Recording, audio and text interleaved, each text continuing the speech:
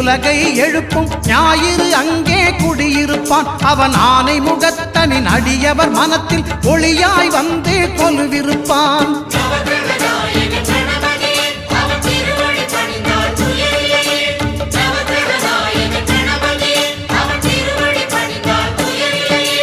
ஒன்பது கோளும் ஒன்றாய் காண அங்கு கற்பகம் என்னும் கடவுளின் மெய்யில்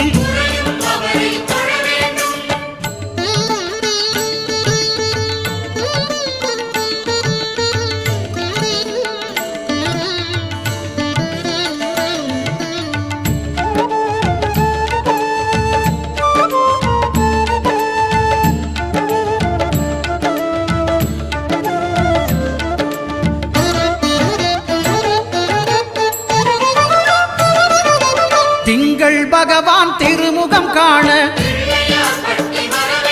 அங்கு கற்பக பெருமான் தொப்புள்